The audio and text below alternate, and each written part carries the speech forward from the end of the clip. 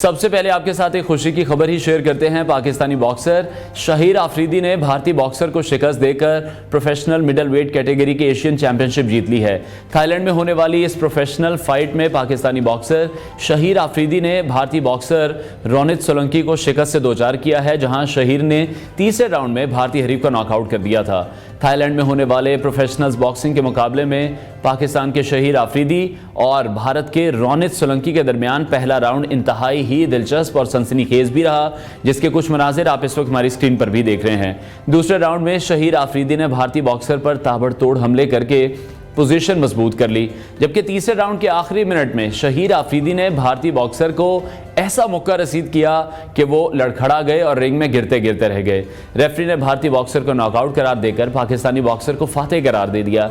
शहीर आफरीदी इससे कबल ABF और WBC एशिया के टाइटल भी जीत चुके हैं और पाकिस्तान के लिए बैक वक्त 3 एशियन टाइटल जीतने वाले बॉक्सर्स की फहरिस्त में भी शामिल हो गए हैं। हम शहीर से ही कांटेक्ट करने की कोशिश करें ताकि उनसे मजीद भी इस मुकाबले के बारे में जान सकें, उनकी ट्रेनिंग के बारे में जान सकें और जिस डाइट का वो इस्तेमाल करते हैं, जिस तरह से पाकिस्तानी फाइटर्स पूरी दुनिया में ही अपना लोहा मनवा रहे हैं। कुछ अरसे पहले हमने देखा था कि शाहजेब रिंद ने भी एक बड़ी ज़बरदस्त फाइट में हिंदुस्तानी एक बॉक्सर को हराया था और उस इवेंट में हमने देखा था कि बॉलीवुड के सुपरस्टार सलमान खान भी मौजूद थे और उन्होंने भी शाहजेब की परफॉर्मेंस को बड़े ज़बरदस्त तरीके से सराहा था। इसी तरह हम देख रहे हैं कि शहीर आफरीदी भी बड़ी ज़बरदस्त परफॉर्म में नज़र आ रहे हैं, बड़ा ज़बरदस्त परफॉर्म कर रहे हैं और मुबारकबाद के भी हकदार हैं। साथ ही साथ पाकिस्तान जो स्पोर्ट्स बोर्ड है उसको भी चाहिए और जो स्पॉन्सर्स हैं कि हमारे जो इस तरह के फाइटर्स हैं उन्हें सपोर्ट करना भी बहुत ज़्यादा ज़रूरी है।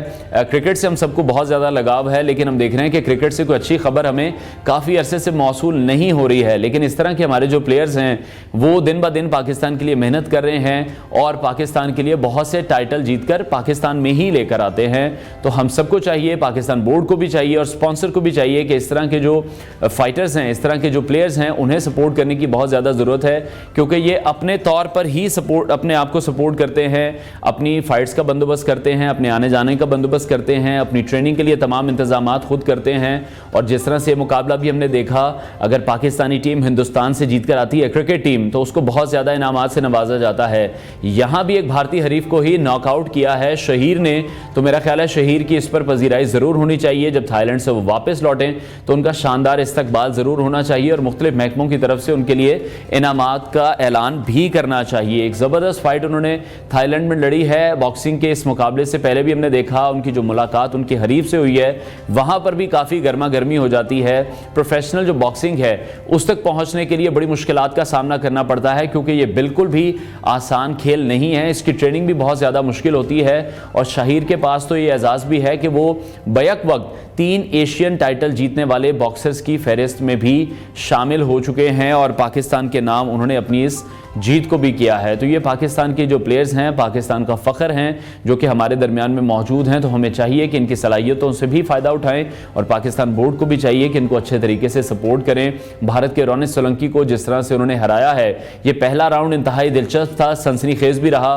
दूसरे राउंड में भी हमने देखा कि शहीर आफरीदी ने भारतीय बॉक्सर पर ताबड़तोड़ हमले किए और जब तीसरा राउंड शुरू हुआ और उसका आखिरी मिनट चल रहा था, तो फिर शहीर आफरीदी ने भारतीय बॉक्सर को ऐसा पंच रसीद किया कि वो लड़खड़ा गए और रिंग में गिरते गिरते रह गए थे, जिस पर रेफरी की तरफ से भारतीय बॉक्सर को नॉकआउट करार दे दिया गया है। जब भी हम किसी ऐसे प्लेयर से बात करते हैं तो उनका जो शिकवा होता है वो यही होता है कि पाकिस्तान स्पोर्ट्स बोर्ड भी उन्हें उस तरह से उनकी हेल्प आउट नहीं कर रहा होता, प्रॉपर कोचेस उनके पास मौजूद नहीं हैं, प्रॉपर ट्रेनिंग सेंटर उनके पास मौजूद नहीं है।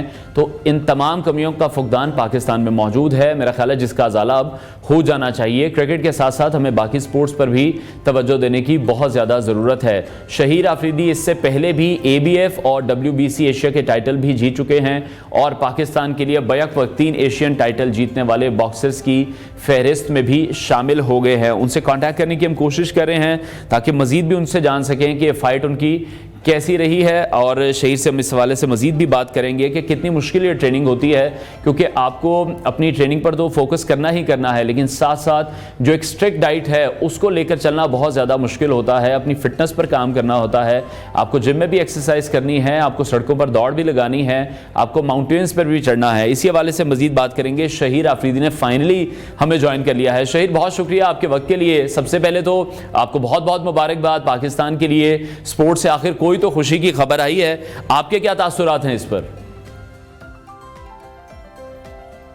थैंक यू सो मच, अल्लाह पाक आपको इज्जत दे। Thank you for having me. तो शाहिर, कैसा लग रहा है? भारतीय हरीफ को नॉकआउट करना हर किसी की ख्वाहिश होती है, किसी भी स्पोर्ट में हम देख लें, और जिस तरह से आपने नॉकआउट किया है, इसलिए मेरे लिए बहुत एजाज की बात है कि मैंने इंडियन हरीफ को शिकस्त दी। और इससे पहले भी मैंने इंडियन हरीफ को हराया था 90 सेकंड्स में, आज से 2 साल पहले। जी। और ये तीसरी मेरे एशियन टाइटल था जिसको मैंने अपने नाम किया। ठीक है। अच्छा, बॉक्सिंग के इस मुकाबले से पहले भी हमने देखा था, आपकी मुलाकात भी हुई थी आपके हरीफ से, उस वक्त क्या गुफ्तगू हुई? क्योंकि वो जो एक फेस ऑफ होता है वो उस टाइम हम देखते हैं कि बड़ा क्लैश भी हो जाता है समटाइम्स। जी बिल्कुल, वो एक फेस ऑफ के दौरान बस वो थोड़ा बहुत एक दूसरे को टॉन्ट करते हैं, तंग करते हैं, उसी दौरान बस थोड़ा बहुत हुआ था। उसके अलावा कुछ नहीं। वी आर स्पोर्ट्समैन, और हम लोगों ने फाइट के बाद डिनर भी साथ किया है। और ये एक जिस तरह की भी स्पोर्ट्स हैं, बॉक्सिंग हो, क्रिकेट हो, फुटबॉल हो, ये आपको पता है मुल्कों के रिश्तों को मजबूत बनाता है। और हमने ऐसा कोई भी पैगाम नहीं देना चाहिए स्पोर्ट्स से, बॉक्सिंग से, कि जिससे मुल्क के रवाबित जो है उनमें कोई ऐसी बात है। ठीक है। अच्छा, प्रोफेशनल बॉक्सिंग से पहुंचने से पहले आपको किन किन मुश्किलात का सामना करना पड़ा, जरा वो भी हमसे शेयर करें, क्योंकि जब हम टीवी पे देख रहे होते हैं तो हमें उस वक्त अंदाजा नहीं होता कि ये कितना मुश्किल खेल है। जी देखें, प्रोफेशनल बॉक्सिंग पाकिस्तान में जब नहीं आई थी उस वक्त तो बहुत मुश्किलात थी, लाइसेंस वगैरह और ये सब कुछ का। लेकिन I would like to thank to mister Rashid Baloch, जो हमारे प्रोफेशनल बॉक्सिंग के प्रेसिडेंट हैं। उन्होंने प्रोफेशनल बॉक्सिंग को पाकिस्तान में इंट्रोड्यूस करवाया। अभी हमें लाइसेंस बहुत आसानी से मिल जाता है, जिसके थ्रू हम वर्ल्ड वाइड प्रोफेशनल बॉक्सिंग खेल सकते हैं। और सबसे बड़ी बात प्रोफेशनल बॉक्सर्स के लिए जो सबसे बड़ा एक इशू ये है, वो स्पॉन्सरशिप का होता है। स्पॉन्सरशिप में मल्टीनेशनल कंपनीज के पास जहां भी हम जाते हैं, दे ऑलवेज से कि यार वी आर स्पॉन्सरिंग क्रिकेट, और ये वो उनकी टीआरपी ज्यादा है, ये है वो है। तो बस वो इस वजह से थोड़ा सा दिल टूटता है। And you know between cricket and boxing के कितने डिफरेंस है एशिया के लोगों में। बिल्कुल शाहिर, जब हम आपको हमारी टीम आपसे कांटेक्ट करने की अभी कोशिश कर रही थी, उस वक्त मैं यही बात कर रहा था कि पाकिस्तान स्पोर्ट्स बोर्ड को भी चाहिए, स्पॉन्सर्स को भी चाहिए कि जो इस तरह के प्लेयर्स हैं जो बाहर जाकर टाइटल जीतते हैं, पाकिस्तान का नाम रोशन करते हैं, उन्हें भी सपोर्ट करना चाहिए। तो पाकिस्तान स्पोर्ट्स बोर्ड से अगर हुकूमत की बात करें तो वहां से आपकी कितनी मुआवनत होती है?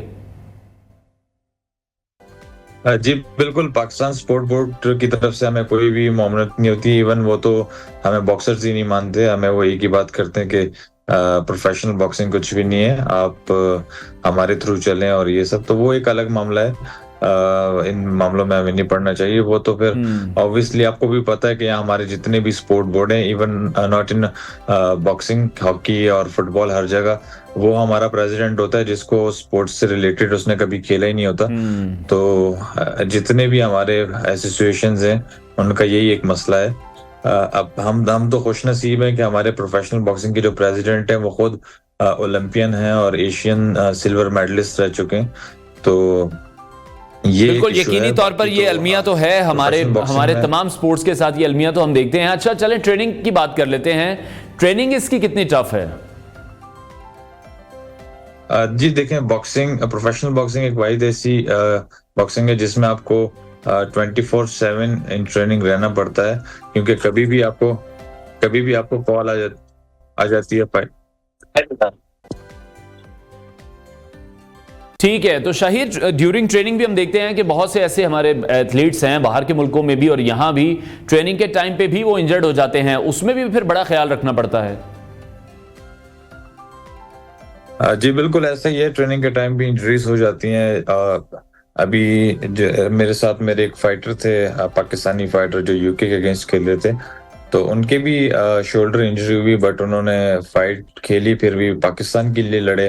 लेकिन एट द एंड मैं यही बोलूंगा कि इंजरी हुई, सब कुछ हुआ, जब हमारे क्रिकेटर्स को किसी को लगती है तो they all are treated like great sportsman, और उनको अमेरिका लेके जाया जाता है, वहाँ उनके मेडिकल्स होते हैं। और हमारे यहाँ ऐसा है कि यहाँ ब्लड टेस्ट भी जिना में करा रहे होते हैं कराची में। तो बड़ा एक इशू है।